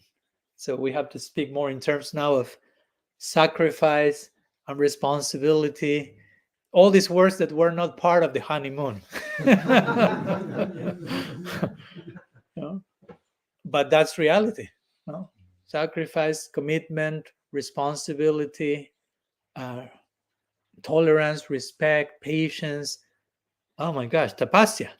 That's the first word you hear in the universe. That's what Brahma heard first, tapas. He didn't hear honeymoon. Right? First word in the whole universe, according to the Bhagavatam, is tapas, which means fire, literally. Tapas means fire. It means enter the fire. Okay, have a honeymoon, but enter the fire. So going back to my point, the main thing I will say is not, the problem is not that you are going through a transition, and I'm not saying you, I mean, all of us. The problem is when there is no, we don't have an environment which is validating our transition, like encouraging the transition. Not only, okay, you can have your transition, what to do? We tolerate that. No. We celebrate that. We are looking forward for that. You're having a very long honeymoon period. No? Transition is not coming. There's something wrong here. No? You are being spoiled. No? You become a child adult or something. No? You need to be so we need to be in an environment that is facilitating that experience. You follow my point? So that is allowing the kindergarten Kanishta period, which is because all of that needs to be a little bit like narrow-minded and fanatic and okay, no, like over-idealistic. It's okay, no, like a baby will think, as I always say, my daddy is the best dad of the whole world, in the whole planet, and they will even tell that to others. No? Okay, they can say that. It's a child, it's charming, but if you as an adult say the same thing, my guru is the best of all, you should get initiated by whatever, this the adult version of that. That's unbecoming. That's dangerous. So there's a period for being a fanatic, but there's a period to stop being that. No? So Kanishta in itself is not a problem. The problem is what you are ready to stop being, for stopping being a Kanishta, and whether you insist on being a Kanishta or the environment is not pushing you out of that box to a wider one. Because the problem can happen from both sides. I may be ready for my next step and I'm in denial. Or I will like, but the environment is keeping me from taking the steps for further growth and maturation or something. So I choose to emphasize that particular point. And I know that sometimes that can be difficult because someone, and I've heard that, you can imagine a few thousands of times, probably not even hundreds, that, okay, Maharaj, but I'm not in that environment. And of course, that's difficult, that's challenging. But of course, then the answer is, well, you have to look for that environment. You have to create that environment. You have to do something about it. I mean, you have to join someone who is doing that. You have to do that yourself, or you get out of the way and stop complaining. Because if not, you can become just a bitter, resentful person that is like, no, I don't have that, and it is not happening. But what you are doing about that also? Because sometimes, if not, we just become like very complacent. Like I wait for everything ideal coming to me in a golden tray. Oh, it's not coming. And we enter like victim consciousness. No. Krishna maybe wants you to inaugurate that, or makes you to think outside of the box and connect with an environment which may happen to be in places that you never thought it may be. And that's part of the transition toward another way of, oh, I can associate with this person, but he's not from my institution. Oh, but he's nourishing me so much, but he's not from my institution. You have these two like, no? But he's nourishing my faith in my guru and in my lineage. So, but he's not from your institution. But at the end of the day, it's not about an institution. It's about nourishing our faith. If my faith is nourished, nobody at the end of my life will ask me which is my institution. Nobody at the door of Golok will, what's your affiliation, please? Show your card. No? It's all about faith. No? Where's your heart? So we need to, we need to find that. That's the sadhu sangha that Rupa Goswami recommends. Sajatiya sadhu sangha. Sadhu sangha with like-minded people. And Rupa Goswami also says, Krishna bhakti rasa bhavitamati kriyatam yadi kutopi labhyate. This is a very famous verse, which speaks about bhakti rasa, but Srila Prabhupada says, this verse gave me the inspiration to name my society Krishna consciousness movement. So the concept of Krishna consciousness comes from this verse by Rupa Goswami. And it says, whenever you find that Krishna consciousness, kriyatam yadi kutopi labhyate, you just, wherever it comes from, you just purchase it, he says. No? Like implying, if you are greedy for Krishna consciousness, it doesn't matter where it's coming from. If it's the genuine substance, the real thing that is nourishing your heart, you won't limit that to an institutional affiliation or to, is he Hindu or not? He's coming from a sannyasi or from a grihasta. Or I'm so inspired. Oh, but that's a woman. That's not a man. No, all this type of nonsense that sometimes people will think in those terms. Unfortunately, people will listen to me more because I'm a sannyasi. That's unfortunate, in one sense. It means that if I wouldn't be a sannyasi, they wouldn't be listening to me because. So they're not listening to me. They are listening me to the order, to the color. No? Or like I remember talking with some devotee who told me, oh Maharaj, if you will be affiliated with ISKCON, so many more people will listen to you. And I was like, so if people will only listen to me because I'm affiliated with ISKCON, I don't care to be listened by that people. Because they are not listening to me, they are listening to my affiliation. So they don't care for who I am or what I have to say. They just care for my affiliation card. Do you follow my point? I have nothing against ISKCON. I'm just making the point of from which place we should feel the connection and the inspiration. As I like sometimes even say, sometimes I'm inspired by people from other traditions, from other religions. If you read my book on radical personalism, I'm quoting mystical Christians so many times. You can read the endnotes section. How many times Richard Rohr appears there? I don't have a problem. I don't want to hide that. But I know for some people it's like, oh Maharaj, you have a problem. You are losing faith because you're being inspired by someone outside of our tradition. I thought that would be the opposite of losing faith. I think I'm gaining faith. I think my faith is growing. It's growing to the point of allowing me to be inspired by other people without the need of leaving my tradition. So anyhow, I don't want to get so far. But regarding your question, I think, first of all, I will totally encourage and validate those transitions because they are so crucial. And my whole book on radical personalism is about that. It's about, I experienced a version of Krishna consciousness which was great, but no longer holds up. It became obsolete. That version, not Krishna consciousness, my experience of that of Krishna. Now I need a new experience. I need to rediscover my tradition. That will have to happen a few times in one lifetime, many times. That's a death and a rebirth. And we have to be willing to, because if we are not willing to rediscover ourselves and our own tradition, we become so flat, so superficial, so external, so boring. No? The classes are always the same, and it's like everyone is there just because you have to be there, no? Because you are supposed to do that. But internally, what's happening internally? That's the actual question. Not if you are externally on the class of no. You can be external in the class and you're just like, no? So what makes your heart beat? That's the real question. No? So, and again, Krishna consciousness is ever fresh, ever new. Krishna is ever fresh, ever new. Krishna consciousness is the same. But we have to do our part for that, and these transitions are necessary, and the transitions may be experienced as a crisis also, and it's okay. It's important for us to also understand crises are not bad, because sometimes we hear the word crisis and become nervous. It's like, I don't want crisis, I want everything to be like honeymoon like.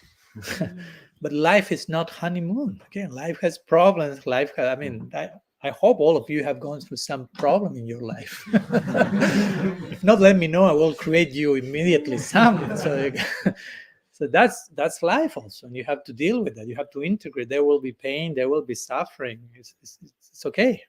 It's not about not suffering. It's about learning to suffer. And crisis, it's just you are thrown out of your comfort zone, and suddenly you are invited to look at reality from another perspective, and it will be disconcerting because it's new, and we are afraid of what's new because it's unknown. We are so attached to controlling things. So when we are put in a situation that is out of our control, we get nervous. But we are all, the point is that it's always out of our control, but sometimes we like to stay in certain places which allow us to think in illusion. I control this. Actually, it's not happening. So sometimes we need to go somewhere else to go like uncertainty. Like I put in my book, the opposite of faith. What is the opposite of faith? Not doubt. The opposite of faith is certainty.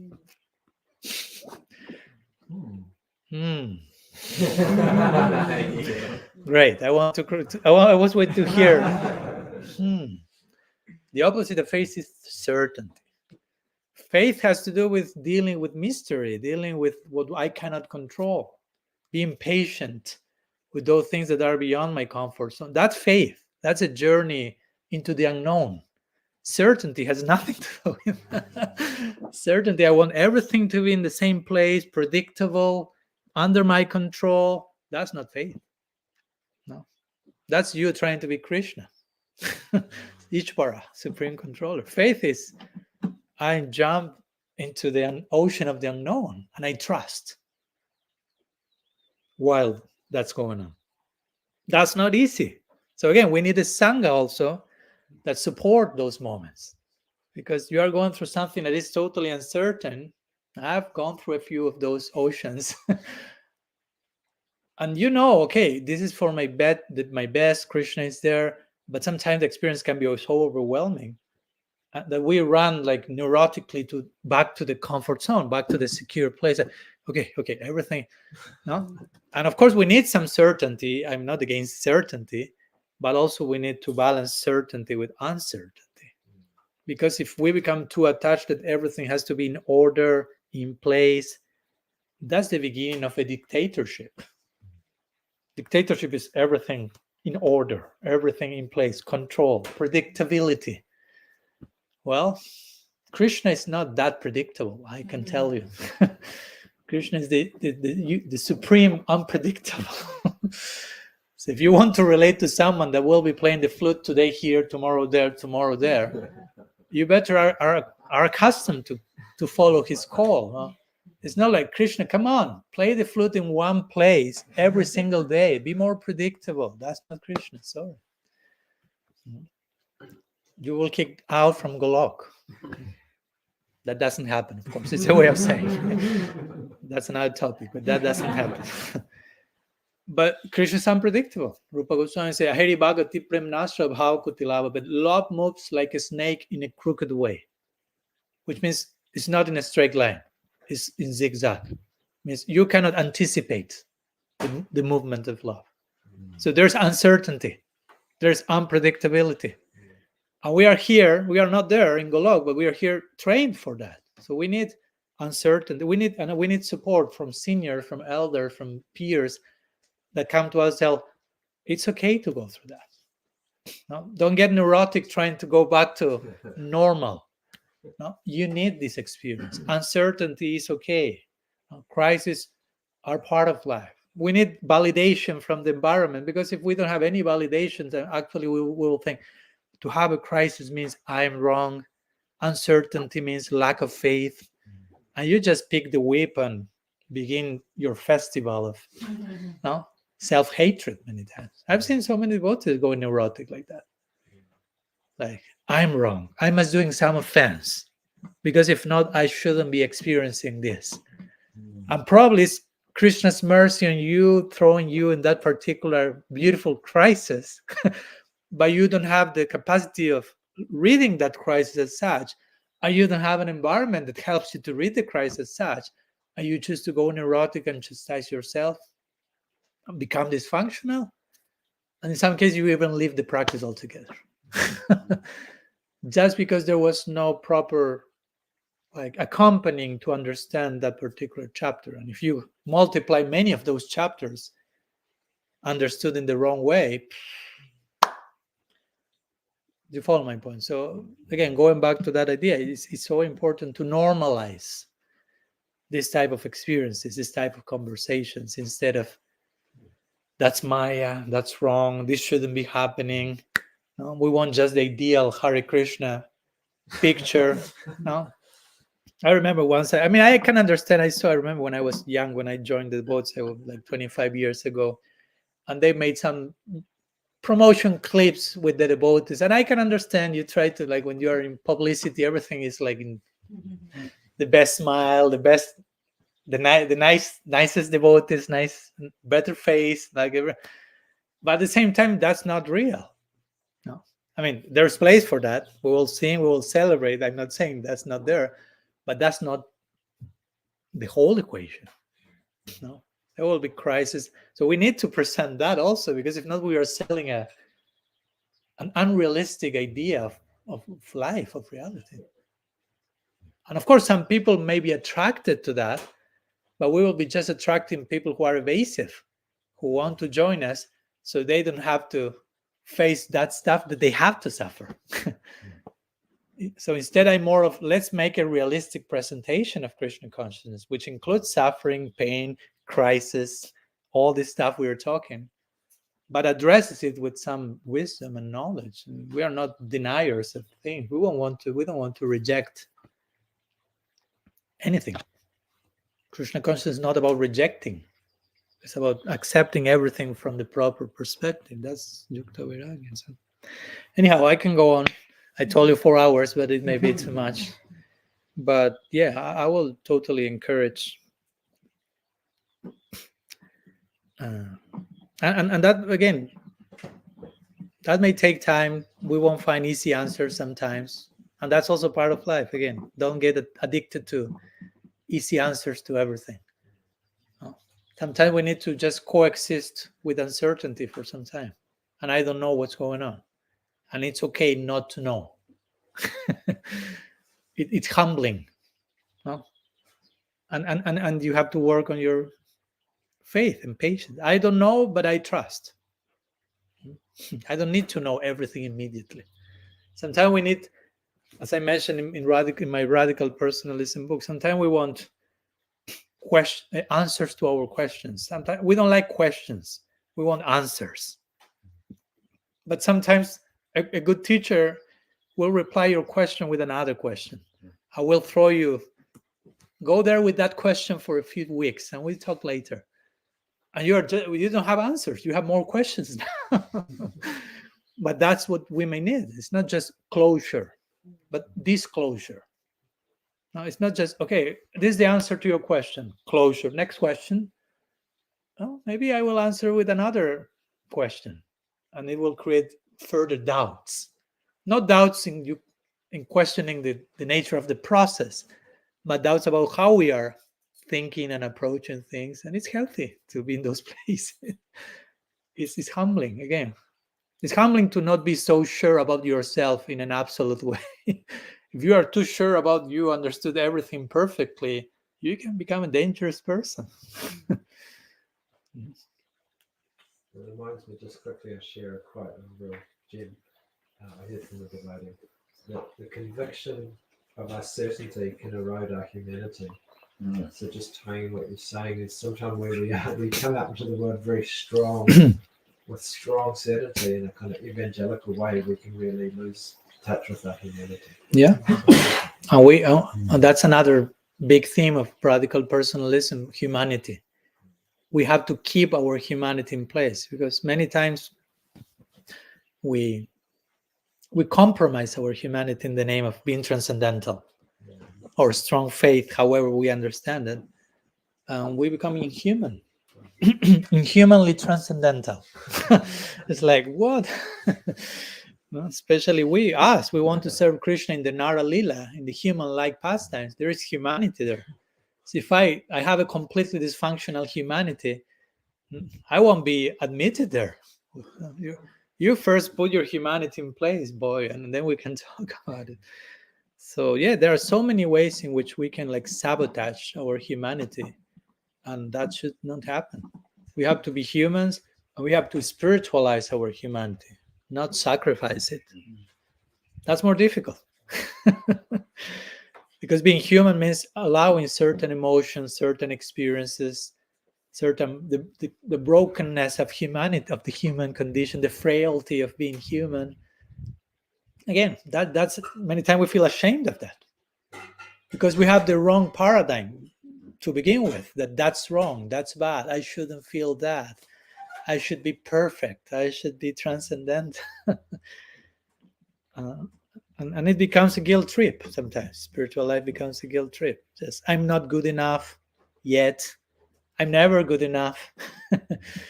Like if, and again, I mean, there are so many topics we can talk in this connection, but like we talked the other day and just briefly mentioned that, but and we chastise ourselves so much considering I'm so fallen, I'm not good enough, and therefore Krishna doesn't love me.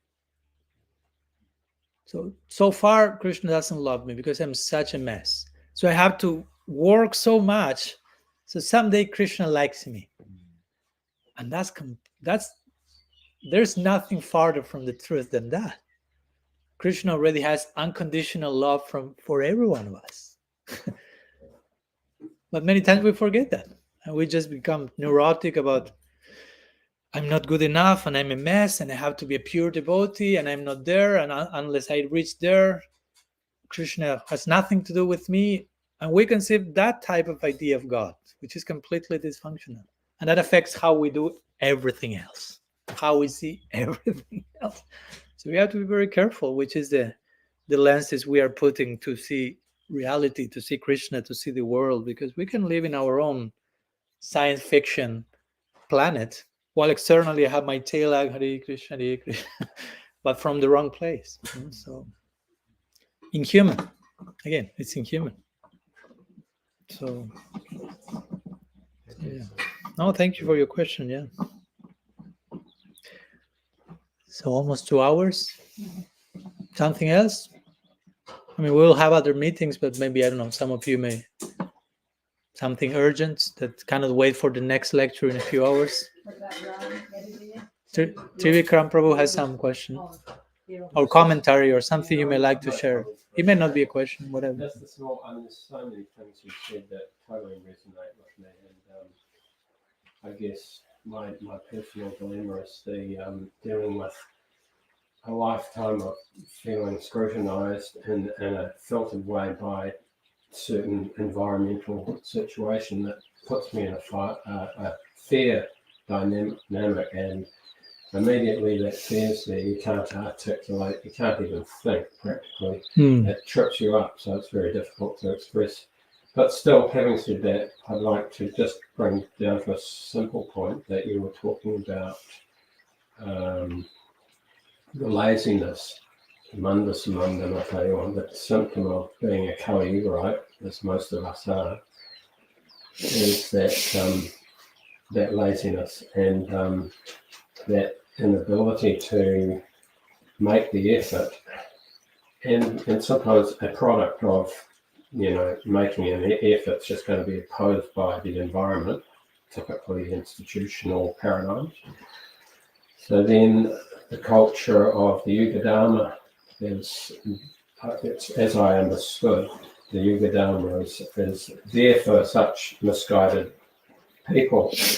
And you do find that, especially this current generation, they very much take shelter of kirtan and sankirtan. And obviously there's quite clearly a connection there and an appetite for or that activity of glorification of the Lord. In fact, it's kind of simultaneously meeting that goal of being connected on, according to our process, but also there's a real taste for that, even socializing on that basis, every level that it caters to. And it seems even to the extent where when we're doing kirtan,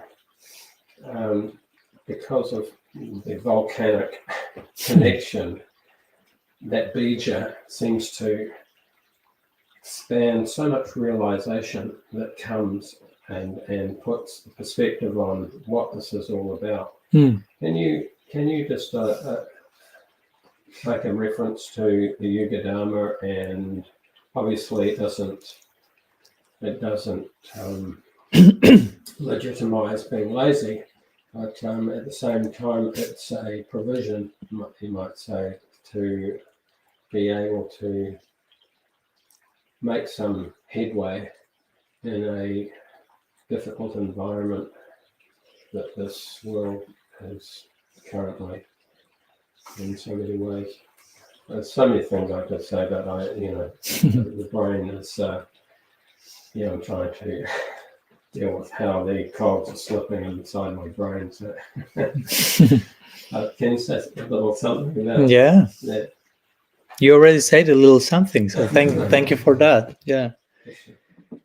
And also, just to begin, a note of what you said first, I totally empathize with what you are describing, which of course is not limited to you. Mostly all of us carry something of that, sometimes fear, or even some in terms of expressing certain things, or probably as a result of past trauma. Let's just be clear about that.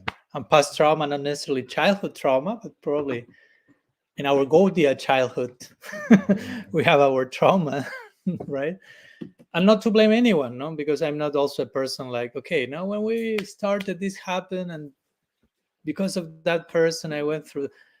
Of course, if there was abuse of things, we need to deal with that. But at the same time, life is not about blaming. No, we need at one point to heal our trauma and continue and be compassionate and see things from bigger picture. But yeah, I understand your point, and I feel it's so necessary, probably more than ever, that for those situations that, again, most of us on some level or another, we need safe spaces. We need to create, and this may be related back to your question, we need to create safe spaces where we can be totally vulnerable and we feel safe, no? And that takes time. It's not that just like, okay, be vulnerable with me. Come on, tell me everything. It's like, I don't know. But if you create that safe space, I mean, if you're an expert in that, then that can happen quickly. And that creates that moment where, okay, I can be myself. No, there's no fear. I mean, there may be a little fear, but I feel also some courage to express myself. And when I do it, oh, it worked. Oh, nobody's judging me. Oh, nobody's attacking me. Nobody's abusing me. I'll try a little more. Oh, it's still working. So you become more and more vulnerable, more and more naked, so to say, in front of your tribe. Let's put it like that. And you become more and more empowered because you feel the acceptance from the environment, which, again, that may not happen everywhere, but it's so crucial to create those spaces. It may be just among two people. We don't need to be 300. Maybe in the 300 there is all this, I don't know, institutional nonsense that is everywhere. Where there is massive stuff, you cannot expect that much depth in big numbers. and that has some purpose. I'm not condemning that. But in order to experience something more profound, intimate, personal, vulnerable, we may need to find our circle within the bigger circle. And that circle, again, maybe just you can count them with the fingers of one hand, how many are there. And it's okay. But when we are able to create that vulnerable space, safe space, we can be ourselves. And we feel, oh, I'm being accepted by the rest. I'm being heard. I'm being I'm not being judged. They are listening with compassion. They are being empathic. I mean, even if they are not saying anything, maybe you are just talking and they are just like listening to you, but from the right place, right? Not like, oh my gosh, this guy is this, and or like, oh, when will come my turn to talk? No, he's talking so much, nothing like that. No, but real presence. That's not so easy. No? To listen to each other, that's not so easy. We may think, okay, I will listen to you, but immediately it's like we start like to label and put people in boxes. That's not listening.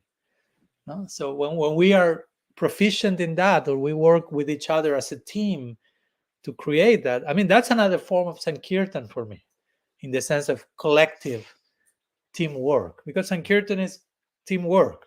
Sankirtan, Samyak Kirtan, Sangha Kirtan. It's Kirtan with others, collective. As I make a play of words sometimes, by yourself you can do some Kirtan, but Sankirtan, you can do it by yourself. We need each other. We need each other. So in the same way, we need each other to listen to each other, accept each other, reinforce each other, empower each other. There is an individual part to the process, but also there is a collective aspect, and we need to create those spaces so we can be who we are, as flawed as we may be, as partial as we may be, as whatever broken, you use the word that you like the most, and we can feel, oh my gosh, despite the mess that I am, so to say, these people is accepting me. Oh, they're listening to me, they're loving me. I'm feeling unconditional love. Krishna already has unconditional love for us. Sometimes we forget that, but sometimes we experience that coming from other person, from a devotee or whomever. Oh, and that's a very powerful example of a reminder of how Krishna is loving you unconditionally in the same way. Generally, we forget that, and that's why we are miserable most of the time. If you were able to keep in mind how Krishna is loving you unconditionally at every single moment, we will be somewhere else. But so we sometimes need reminders of that among each other. That's Priti Lakshanam, what Rupa Goswami calls in Upadeshamrita. Guhyama kyati prichati. Reveal your mind in confidence. That's not just like, I have a problem, to vomit on you. Such a relief. Thank you. And you will, no, but I want to tell you an advice. No, I just want to throw you my problem, and now I'm more relief. Goodbye. That's not what Rupa Goswami is talking about. He's talking about Priti Lakshanam, an interaction of love. And that has to do with this. Okay, I open my heart, you open your heart to receive my open heart. We are both open, accepting each other unconditionally. That's a symptom of love. He uses the word Priti. That's love. So in those moments, we will be reminding each other how Krishna loves us, by how we love each other. So that's Sadhu Sangha. Sadhu Sangha is not just a social gathering, so to say. No? So, and that's, for me, it's all tied with the idea of Sankirtan. Because Sankirtan, of course, we sing, that's beautiful, we celebrate, we sing the whole. But if after singing, we relate each other like inhumanly, which Sankirtan was that? That was just musical performance. Because Sankirtan can easily become musical entertainment, not a mystical experience, not communion. So it has to be very tight, like how we perform Sankirtan and how we continue performing Sankirtan after the Sankirtan, so to say. How we connect with each other, how we remain vulnerable and open. So, because ideally when you are singing, you are also trying to sing from an open place, from a vulnerable place. You are praying, you're offering yourself, and you are acknowledging, hey guys, we need each other to do Sankirtan. I need all of you, please. And not all of you physically, all of you present with your heart and being willing to collaborate. We will try, all of us, to put our ego on the side so the real thing flows. So we need each other for that. It's a teamwork. I cannot do all of that for you. You can do all of that for me. So I think we need, just to remind each other on a daily basis of these miraculous facts that we sometimes are very expert in forgetting about. So I don't know if that makes any sense to what you shared. I don't know. Whatever came. Totally. Yeah.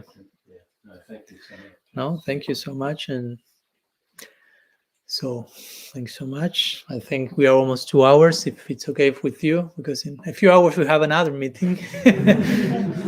It reminds me like a few months in one place I visit usually in Switzerland. Maybe some of the devotees are watching that, Ananda Dham.